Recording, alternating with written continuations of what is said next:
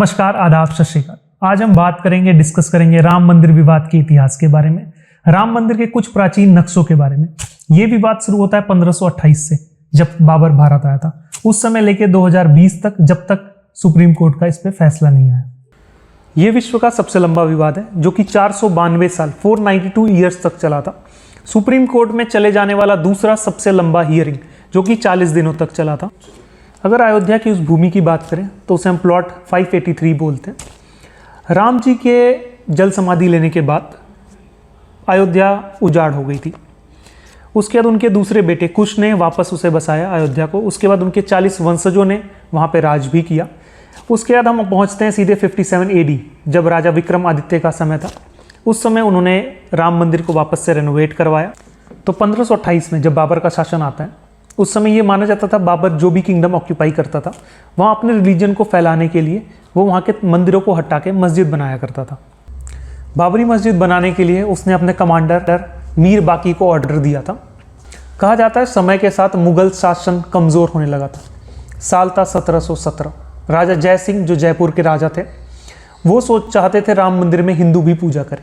वहाँ पर उन्होंने एक छोटा सा ज़मीन लिया, जिसे आज के टाइम पे राम चबूतरा भी जाना जाता है। वहाँ पे फिर हिंदू अपना पूजा पाठ करना स्टार्ट कर देते हैं। फिर धीरे धीरे हिंदू और मुस्लिम के बीच में तनाव बढ़ने लगता है वहाँ पे, क्योंकि दोनों एक ही जगह पूजा पाठ कर रहे थे। फिर समय आता है 1838 का। ब्रिटिशर्स मार्टिन को आदेश देते हैं सर्वे करने का। उस सर्वे में ये पता लगता है मस्जिद में जो पिलर्स यूज़ हुए हैं वो मंदिर के हैं। धीरे धीरे टाइम बीतता जाता है। फिर समय आता है 1853 का।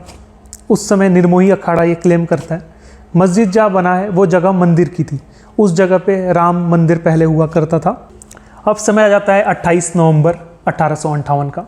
इस समय महंत फ़कीर सिंह जी, जो अपने साथ 25 निहंग सिखों को लेके मस्जिद के अंदर चले जाते हैं।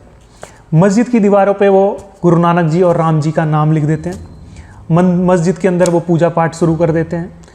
वहाँ के ब्रिटिश रूलर, ब्रिटिश कमांडर को जब ये पता लगता है तो वो डिवाइड कर देते हैं, मस्जिद का एरिया अलग, मंदिर का एरिया अलग। इसके बाद समय आ जाता है, समय बीतता है, 1877 का समय आ जाता है। उस समय महंत रघुबर दास, जो उस मंदिर के पुजारी थे, वो डिमांड करते हैं वहाँ पे एक छोटी मंदिर बनाने का, जो ब्रिटिशर से अप्रूवल नहीं मिलता है। उनका ये मानना था वहाँ मंदिर बनेगा, दंगा भड़क सकता है। उसके बाद समय बीतता है। फिर समय आ जाता है आज़ादी का। हमें आज़ादी मिल जाती है 1947 में। उसके 2 साल बाद 1949 दिसंबर में अखिल रामायण परिषद ये प्रस्ताव रखता है कि हम वहाँ पर रामायण करेंगे मंदिर में। रामायण करते भी हैं। आखिरी दिन 9वें दिन रामलला की मूर्ति मस्जिद के अंदर रख दी जाती है। रात भर पूजा पाठ चलता है। जो मुस्लिम समुदाय था वो इस पर विरोध जताता है। मुस्लिम बोर्ड पहला केस रजिस्टर करता है। उस टाइम पे गवर्नमेंट इनर पार्ट, जो मस्जिद वाला एरिया था, उसको लॉक कर देती है। जो हिंदू समुदाय के लोग थे वो ऐसा कहने लगते हैं रामलला जी को लॉक कर दिया गया है। गवर्नमेंट के नायर, जो उस टाइम पे वहाँ तैनात थे, उनको ये ऑर्डर देता है कि आप रामलला की मूर्त को हटाया जाए। के नायर का ये कहना था जो भी पुलिस वाला वहाँ पे जाएगा, रामलला की मूर्त हटाएगा, सिचुएशन बहुत तनावजनक थी, उसकी जान का भी खतरा हो सकता है उसको। इसलिए गवर्नमेंट के बार बार दबाव देने के बाद के नायर अपना इस्तीफा दे देते हैं। गवर्नमेंट के पास भी कोई सॉल्यूशन नहीं बचता है। जनवरी 1950 में मंदिर और मस्जिद दोनों एरिया को लॉक कर देती है गवर्नमेंट।